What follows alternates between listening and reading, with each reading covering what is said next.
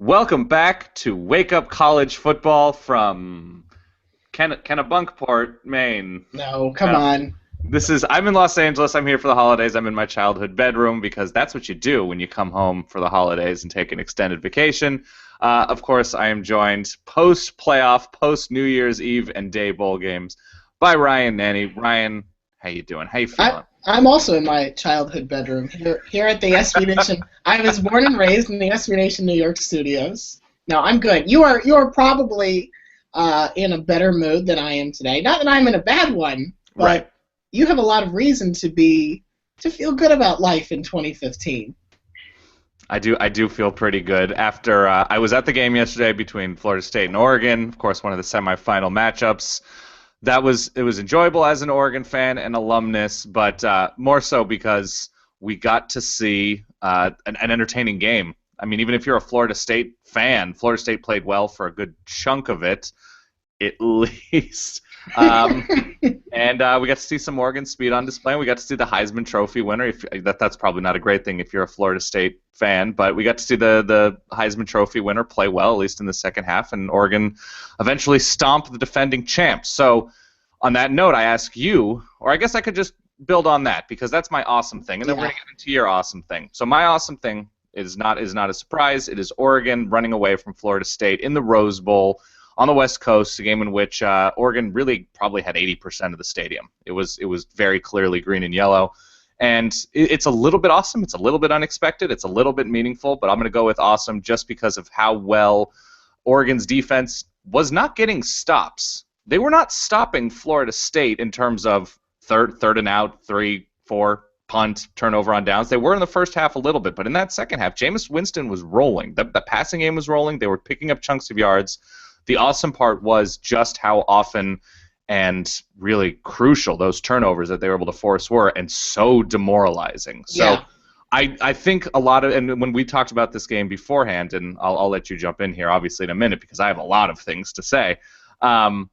We were not expecting, even if Oregon were to win, a blowout the way that Oregon's been handling everybody. That I think was awesome, the way that Oregon was able to jump on Florida State as if they were any other team on Oregon's schedule. And even when the blowout was in the midst of happening, because it's Florida State, I certainly never said to myself, okay, it took me much longer than it would have taken with other teams Oregon could have been beating to say, yep, this one is done, this one is over.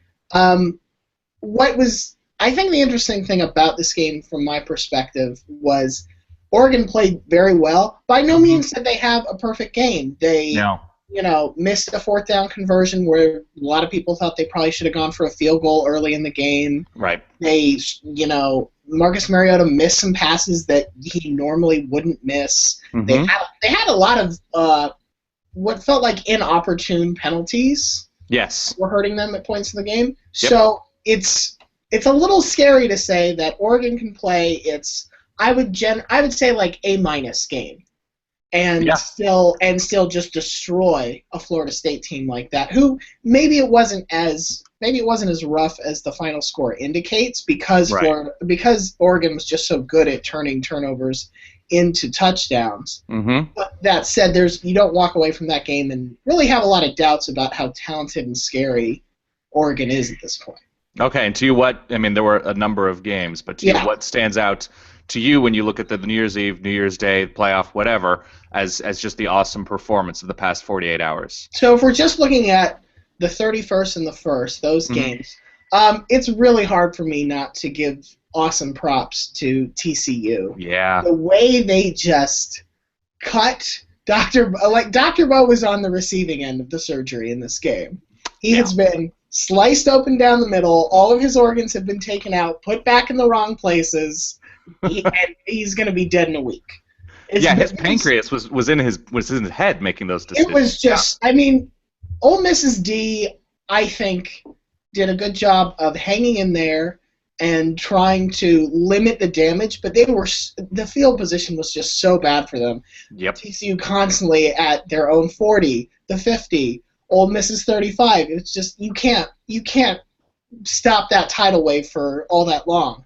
And when you hold a team in a major bowl game to 9 rushing yards on 37 attempts, and that's in part because they sacked Bo Wallace 5 times. Yep. Like, yeah, that was as good a case as they could have made of, hey, you should have put us in the playoff. Now, I'll transition that into my unexpected because this worked out pretty nicely for the playoff committee, I think. Yes, it did. Because if there was one team you would say didn't necessarily play to the standards of the other 3 of the semifinalists yesterday, it'd be Florida State. And it would have been crazy to leave out an undefeated ACC champion that played good competition all year. Especially after seeing how well Georgia Tech played against Mississippi State, and Florida State's win over them looked even better heading into the Rose Bowl. Absolutely. So there was certainly a possibility where you say Alabama, let's say, stomps on Ohio State. You look at that TCU game, and everybody gets their dander up and says TCU should have been in the playoff. That is not what happened, and unexpectedly, it's because Ohio State was able to run all over Alabama. Ezekiel Elliott had his best game of the season against the Alabama run defense. How does that happen? It was incredible how the strides that Ohio State's offensive line has taken week in and week out this season, and it was very clear that Alabama had to respect Cardale Jones through the air, who has easily the best arm left in college football, and there's a Heisman Trophy winner on the other side of the field in the national championship. And how much they had to respect how complete Ohio State's offense was, and wisely enough, Ohio State and Urban Meyer, Tom Herman, able to take advantage until the last series when, for some reason, they stopped running the ball on the clock.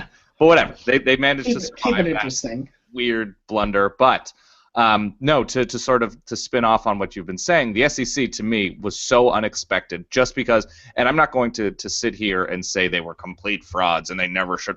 No, these are really good teams that beat each other up throughout the season, had good non-conference wins, and we expected, rightfully, for them to be more during bowl season. Now, granted, teams and motivations vary, but Ole Miss, Mississippi State, LSU, Auburn, Alabama, these are all teams that were in playoff conversations or in the playoff later on into the season. And for them all to just acquit themselves and their division, this historic division, so poorly.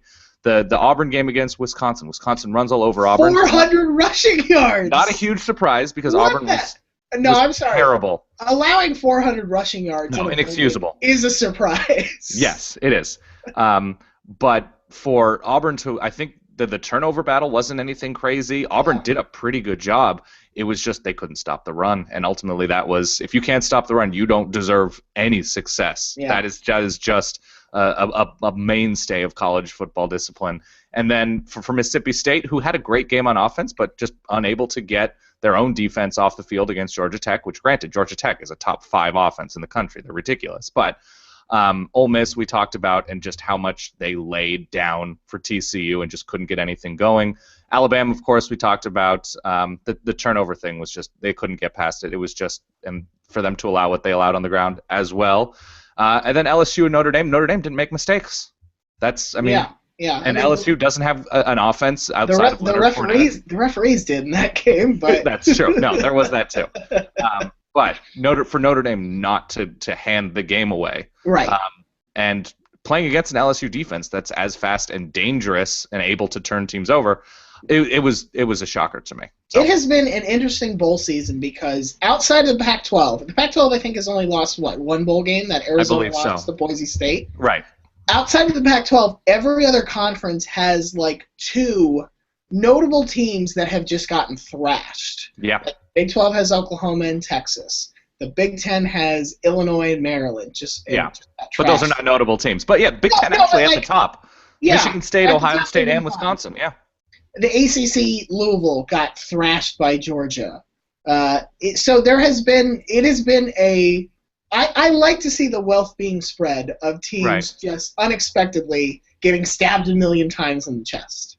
I know you haven't thought about it too extensively yet, and we are all going as SB Nation's college football team to Texas in a few days to pump out all sorts of content.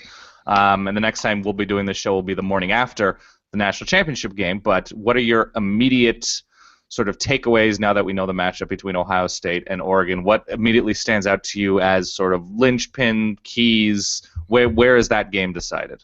My initial reaction is third down. Oregon's third down offense, which was the part of their demise in their only loss this season against Arizona. I think they only converted around like 25% in that game. Has been really good the rest of the season. They rank around like 7th or 8th. They convert about half or a little over half of their third downs. And Ohio State's third down defense, especially last night against Alabama. And it's not even a matter of Ohio State puts you in 3rd and 12 and who's going to convert 3rd and 12. It's you have 3rd and 4 and Ohio State shut you down. Yeah, they were. What was Alabama last night? 2 of 13, 2 of 15. I think it was like 2. They only converted 2 or 3 times. Right. Yeah, it was just embarrassing, and I think that's going to be the tough battle, because if Oregon can keep up its success and stay on the field, I mean, you saw what they were able to do. If they get running against you and they start picking up conversions and doing their tempo thing, it's difficult to play against. But if you can get that third down stop early in the drive, this is true. So much of their offense falls apart. I have no prediction as to which one of those is going to hold true. Right. But it will be really interesting to see, because I think Ohio State's defense, they have really gotten kind of absolutely scary in the last 2 games in ways that, maybe we should have seen it coming against the lesser opponents that they dominated. But and it'll be fun. They didn't always dominate lesser opponents as well, though. That defense, they gave up some on the ground to Michigan, to Indiana. Like, they were not a perfect defense, but they've certainly gotten much better over the course of the season. To have the front that Ohio State has with Bosa and Bennett, Adolphus Washington, Darren Lee is everywhere on the field, Von Bell, Doran Grant, all these guys have been peaking since that Big Ten championship game against Wisconsin. I think it's actually very true for Oregon on the other side of the field. They weren't fantastic in terms of getting the Florida State offense off the field in a traditional way. Not traditional way, but with outside of turnovers. Do you mean falling backwards because you've been tackled by a ghost and fumbling the ball isn't traditional? Possibly not traditional. But Oregon, we saw a big 3rd and 21 get converted by Florida State. Jameis Winston, they need to be able to get pressure on Cardell Jones. And Oregon's done a good job against more mobile quarterbacks. Brett Hundley was limited. Even this scheme, not these players, a couple of years ago in the national championship, Cam Newton was held down in that game on the ground. He did not have a fantastic game. It was low scoring. So I feel pretty good about Oregon's game plan going in, but yeah, it is going to be that defense wrapping up, forcing 3rd and 9s and converting, because that's not something they necessarily did consistently against Florida State. Ohio State, a different team. Oregon has the speed to run with the Buckeyes, but I think you're totally right. Third down on both sides is going to decide this game as for who can sort of keep those drives going, because Oregon traditionally they score boom, boom, boom, boom normally. Against Florida State, 4, 5, 6-minute drives that just wore them down. So. Right. The most exciting thing about this national championship for me, somebody who, unlike you, has no stake in the outcome. Right. There's a potential for there to be a ton of big plays in this game. Oregon can rip off big runs against you. They can, roll Mariota out of the pocket, and look, he found this guy 40 yards away who's untouched. Ohio State, certainly, like you said, Cardale Jones. It's not just that he's so strong, but that he can make the strong pass that's also surprisingly accurate. Right. So you just don't have time if you're a safety or a cornerback to say, okay, deep ball's in the air, I'm a little out of position, but there's time for me to get there. Not really against Cardale Jones. You have to really be in that receiver's hip pocket the whole way, because he's going to put the ball mostly within the catch radius. Yes. Yes, he is. All right. We don't have any gift to go out on. I mean, you mentioned the Jameis Ghost. You should definitely watch. I wouldn't even pick that. I would pick Baylor's. What is he? 390 pounds. Oh yeah. So the fattest of fat guys. It was like a small country caught a touchdown. I saw that gif. I have so much catching up to do. I was at the game all day yesterday. But yes. I saw the Lance Stevenson blowing Jameis Winston over. I enjoyed that as well. But Baylor threw a touchdown to the country of Peru. And he ran with the ball. Look that up. Ryan, Thank you very much. I will see you in Texas. All right, have a good one, buddy. Yay.